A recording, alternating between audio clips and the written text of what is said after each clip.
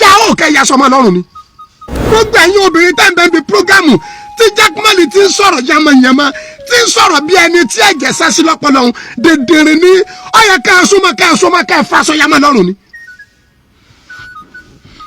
ọ̀yẹ̀ ká ẹ ya sọmọ lọ́rùn ni ká ẹ sọ pé ìwọ àfa yóò sọkúsọ ní ọ̀wẹ̀rẹ̀ ni ọ́ Jaqmal kó wá lẹ́nu gbàgà kó sọ pé gbogbo àwọn obìnrin tí wọ́n fi wọ́n machine fọ aṣọ ọkọ wọn lè lálùbáríkà Jaqmal gbẹ́nu rẹ̀ sọ̀hún ṣé Jaqmal sọ màálù Ìlọrin ní ẹjọ́ ẹ ṣàánú wa ẹ ṣàlàyé fún wọ̀rọ̀ afáyé òye wa mọ́ kí ni pírọ́blẹ́mù Jaqmal gan-an ẹjọ́ bá wa bí Jaqmal lérè kí ni pírọ́blẹ́mù ẹ̀ gan-an ní bàbá wa Àgbàlá Gègé àfa Jaqmal ó ní ìdíkẹ́ lọ mójútó.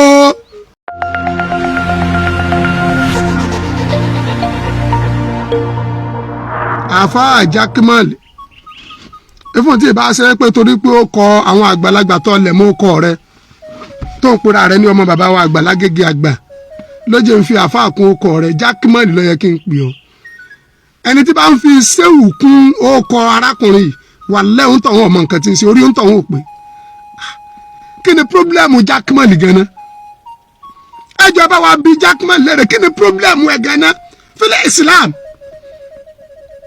gbogbo ẹ̀dá tó bá lóun fẹ́ mú tuntun wá nínú ẹ̀sìn ìsìlámù rádaràda ni ó mú wá yóò kàn padà bọ ọjọ́ ọ̀la àwọn ọmọ rẹ̀ jẹ́ mo tún rí láìfù Jaqmal kan tí ó tún sẹ́ǹdì sí mi kéèyàn dẹ̀ péré láàfáà sáàfáà dẹ̀ ní wọ ìsá ètò wa ń dùn mí jù ní pé níwọ̀nba atẹ́gùn àsìkí sáfẹ́ sí ọ̀la kápẹ́ òsásìkì inú ayé ẹ̀ ní ìsinmi ápẹ́ òsì ti ń bẹ inú ayé rẹ̀ ní òjò rírì ó pé orí àfa yóò pè mọ́ o because káfa dẹ̀ bóde kọ́dẹ̀rá máìkì mú kó o wá lẹ́nu gbàgà kó o sọ pé gbogbo àwọn obìnrin tí wọ́n fi wọ́n sí machine fọ aṣọ ọkọ wọn lè lálùbáríkà Jaqmal you are problem ní Islam wàláì pírọ́blẹ́mù àfìlàfà ìjẹun nínú Islam ìwọ náà ló bóde nítorí pé ìyàwó kan níyàwó tó ní ó ní ẹni tí bá ti ń fẹ́ ìyàwó méjì mẹ́ta oníṣẹ̀ríà Islam sọ pé ìyàwó méjì mẹ́ta ní afẹ́ oníyẹyọ kan ló ní káfẹ́ kí la gbogbo jẹ́mọ́ ẹ̀jọ̀ kí ni pírọ́blẹ́mù àfà ìgànnà Nàìjíríà ní àṣà kẹsìrì mu àlímù wàlákin ní alùláì gálà wàsàsíà kí ló dé tí ò sí ìbẹ̀rù Ọlọ́run lára Jaqmal ọ̀rọ̀ rẹ ti gbẹnu tán báyìí o wàláì Rabbul Kaaba ti gbẹnu tán ó yẹ kó o bóde náà kó o sọ pé gbogbo ẹni tó bá gun ká àpáta yọ wọ̀nà torí pé anabi wa Muhammad sallallahu alayhi wa sallam anabi ogun ká ẹ̀sìn lógun Jaqmal àfa Jaqmal kí ló dé sáàkà wàá dákẹ́ náà ní tá a bá ní ká fi oníkálukú sílẹ̀ kẹ́nìbọ̀dì máa ṣe dáwà rẹ̀ bọ́lá ń bá ṣe fún lágbára mọ́ sáàdè wàá fààyè lẹ̀kẹ́ máa da Islam rú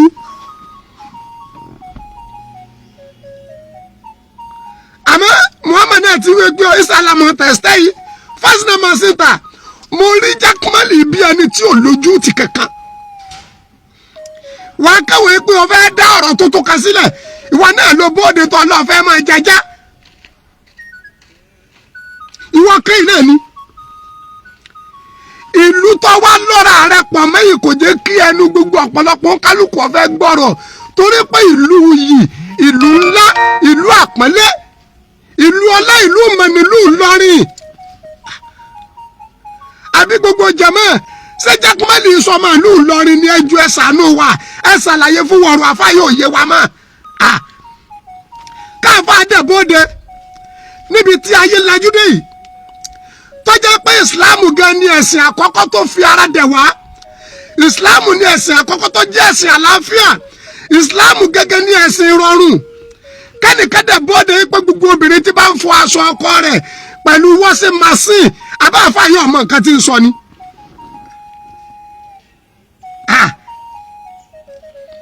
lánàá nígbà táwọn ìyá wa tí wọ́n ń fọṣọ ẹsẹ̀ ni wọ́n fi ń fọṣọ ẹsẹ̀ wọ́n lọ fọṣọ lórí àpáta kò sí ọṣẹ nígbà náà, ìgbà wo lọ́ṣẹ dé?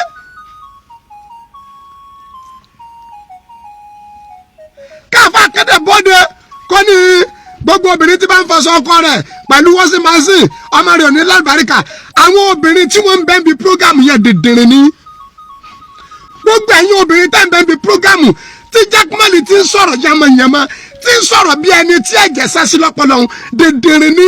ó yẹ ká ẹ súnmọ́ ká ẹ faṣọ yamọ lọ́rùn ni. ó yẹ ká ẹ yasọ mọ́ lọ́rùn ni. ká ẹ sọ pé ìwọ àfa yóò ń sọkúsọ ní ọ̀wẹ̀rẹ̀ ni ọ́. ó yẹ ká ẹ dèdèrè ní. tẹ́ ẹ bá ní jẹ́ dèdèrè kéye dẹ̀ máa wúra dáadáa sojú yìí kọ́ máa ṣépè kọ́ dẹ̀ máa fẹ́ máa fi ẹnu bà ọjọ́ ọ̀la yín jẹ́. ó yẹ ẹja ó kẹ́ yasọ mọ́ lọ́rùn ni.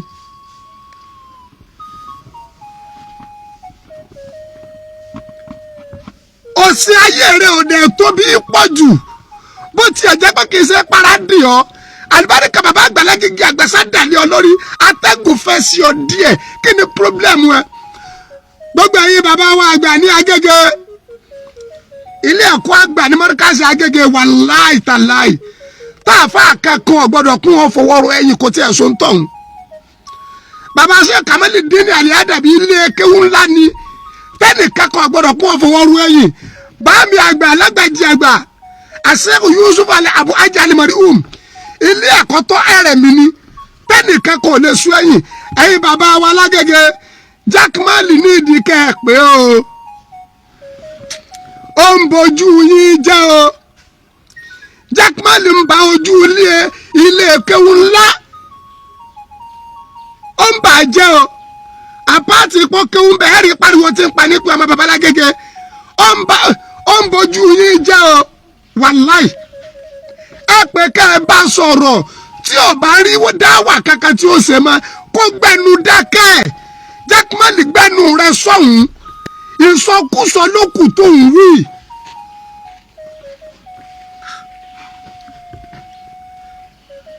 anutiku sáyẹnù wá sukutu sálàmàtún fàyísà anẹtọkítà fàlà takùn mẹkìsáàrán. Jaqmal ìsọkúsọ rẹ ti pọ̀ jù.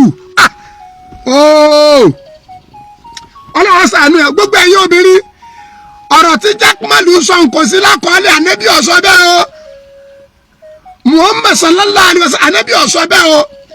alìsílámù ó wà dínú sàlám ẹ̀sìn àlàáfíà lẹ̀sìn Islam. tí Jaqmal bá wí yìí ó yẹ kó sọ pé gbogbo ẹni tó bá ti yàgbẹ́ sí tọ́lọ́ọ̀tì yóò wà ní ọmọ rẹ̀ alábàríkà. gbogbo ẹni bá ti wọkọ̀ tó ní èsì ẹ̀sìn ni Muhammad gùn sallallahu alaihi wasallam. gbogbo ẹni bá ti lẹ tẹ́sì ẹni bá ti tẹ́ rọ́ọ̀gì ó yẹ kó pín ọ̀wọ́ náà ẹni bá ti tẹ́ kápẹ́ẹ̀tì ó yẹ kó pín ọ̀wọ́ náà. kí ni wọ́n sì máa sì ní í ṣe pẹ̀lú àlùbáríkà ìyàwó lọ́dọ̀ ọkọ ẹ̀ pẹ̀lú oríire ọmọ lọ́dọ̀ òbí ẹ̀. Jaqmal wàláì pírọ́blẹ́mù àfáà ti pọ̀ jù. Ọlọ́run ṣàánú ẹ o, Ọlọ́run ṣàánú ẹ o. bẹ́ẹ̀ bá lóun fẹ́ kí wọ́n fagídí mọ́ òun wọn ní pẹ́ tí ó fi gbàgbé ń tàn kì í ṣe pé o. gbogbo àwọn bàbá àtàná wẹ́rẹ́wẹ́rẹ́ láyé mọ̀ wọn díẹ̀díẹ̀ nira wọn tán bíntí báyìí lóko wọn búyọ tí a fi di nílà ní wọn tán mọ́dọ̀ ní tí wọn dẹ̀ ní tán. gbogbo ẹni ọba dé lónìí tó lóun fẹ́ ká yí ọ kẹjú mọ́ wọn máa kẹjú gbàgbé ẹ o. wàláhì Rabbul Kaaba wọn máa kẹjú gbà ọ yẹ káfa ìgbọ́n ọmọ ìgbẹ́ fọlọ́wọ́sì ó ti ń dínkù. aṣọ iyọ̀ ọ̀pọ̀ lára àwọn mọ́ látara àsọkúsọ àti ìrégbè. gbogbo jẹ̀mọ́ ẹ̀yin bàbá wa Àgbàlá Agége àáfàá Jaqmal ó ní ìdíkẹ́ lọ mójútó kò fẹ́ fi gbogbo ara mọ nǹkan tí ń sọ mọ́ ìsọkúsọ yìí ti pọ̀ jù. ẹ sọ fún kọ́mọ̀ fún Islam ní súnà tí ì ṣe tiẹ̀. Salamu alaikum warahmatullahi ta'ala barakatuh.